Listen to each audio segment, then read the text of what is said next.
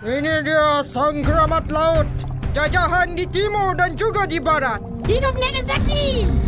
Siapa yang ganggu urusan di laut, bersedialah terima padah yang dahsyat. Hidup Nagasaki! Sesungguhnya darat dan air jadi pemisah. Jika dirobek, pasti musnah. Hidup Nagasaki! Keramat naga, keramat tua. Bukan mainan, jangan dilupa. Hidup Nagasaki! Piau, piau, piau!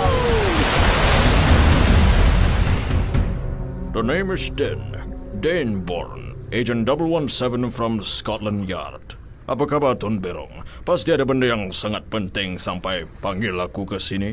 Ya, Mr. Bond. Memang ada. Aku yakin kau pasti sangat berminat dengan benda ni. Tengok je tau. Pegang jangan.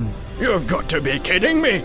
Telur naga inilah yang kami cari selama ini. Tak sangka boleh terjumpa di Indra Sakti. Permaisuri kami pasti gembira kalau tahu tentang telur ini. Apa kata kau bagi saja kepada aku dan aku sendiri akan serahkan pada baginda.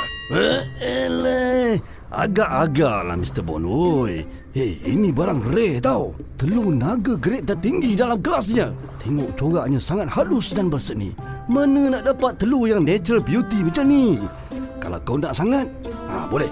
Tapi kena belilah. Asyik nak bagi free je. Aku bergurau je Tun Berong. Berapa kau nak letak harga telur naga tu? Just name your price. Kalau macam tu, aku jual dengan harga 8 juta pound. Setuju? 8 juta je. Aku kasih up lah sikit. Nak 80 juta pound. Saya beli ya. Apa? 80 juta pound? Aku kaya! Aku kaya! Ini macamlah Mr. Bond! Aku kaya! Yeah. Aku kaya! No! Sakitlah! Hampir minyak ketam! Nah kau!